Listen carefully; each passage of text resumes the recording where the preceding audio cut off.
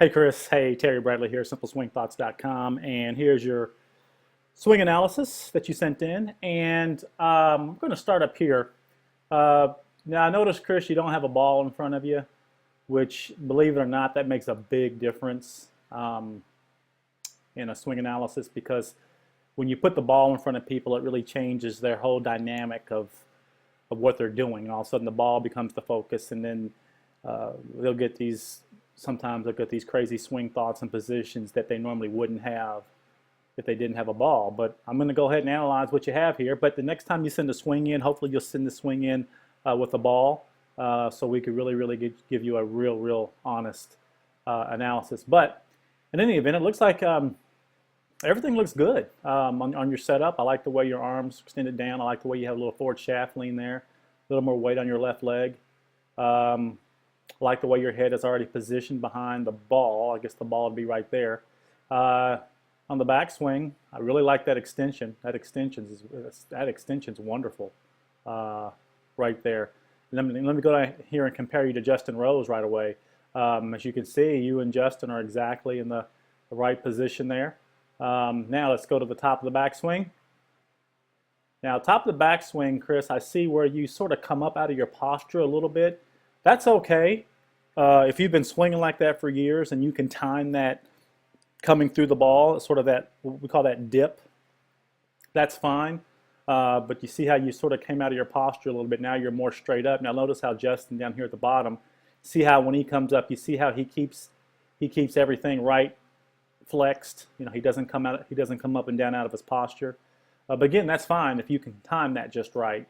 Now as you come through the ball, you come through. I like the way you drop your arms into place. The reason why I know you're dropping your arms is because your feet are still grounded to the ground. You haven't really tried to pull your hips out or try to lead with your hips too much because you know, I guess you know, like we do, that your hips will clear automatically as long as your head stays behind the ball and your arms drop. So as you come through the ball, I like the way that happens as it comes through, and then you sort of release through the ball right there. Now notice again Justin Rose as he comes down through the ball, he drops his arms. He's in this position here. Shaft is on perfect line with his target line. Head well behind the ball. Comes through the ball. Head well behind the ball. Extension through the arms. As he hits it, it extends through to the inside and comes up. His follow through, which you did pretty good too. You come through the ball, you extend. You may, like I said, you may want to stay down a little bit longer. See how you're kind of still standing up. Again, we need a ball there to really see how that would work. And then you come through, good extension on the follow through. Now let's take a look at down the line. I'm going to have you compared here with Camilo Villegas, who recently won a PGA event. We're happy for him. Really good player.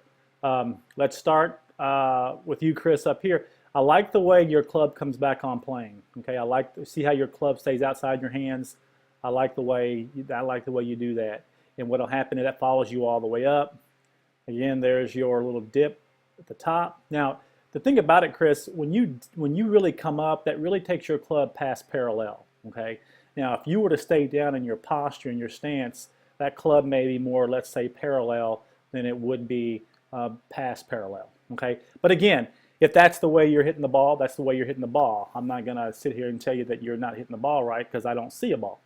But that might help you in the future if it becomes a problem. Let's look at Camilo. As you can see, I'm going to move the scrub line here. Camilo comes back. He keeps the club outside of his hands like you did. He comes up. Now again, notice how the tour players, notice how they stay in their stance. Okay, they stay right in their stance, and here Camilo didn't even go halfway before he starts to come back down. You know what? And that's okay, Chris.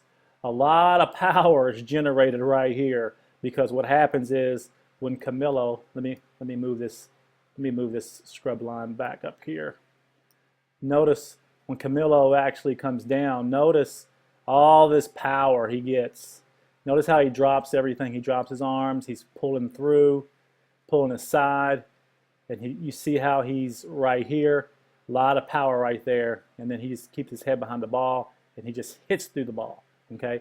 Now, as you come down again, you kind of come out of your posture. You pass parallel. You come. I like the way you come back through though. I like the way the club shaft's on your bicep.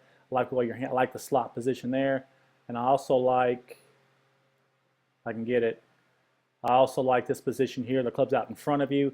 Keep your head behind the ball. Shift your weight, and hit through the ball. So overall, Chris, like I said, good swing. Next time you send one in, please send a ball in. You hitting a ball, I'd like to see that also, so we can give you more of an in-depth analysis on that level too. Okay, I will post this on my website. I'll send you the link, and we'll go from there. Okay. All right. Talk to you soon, Chris.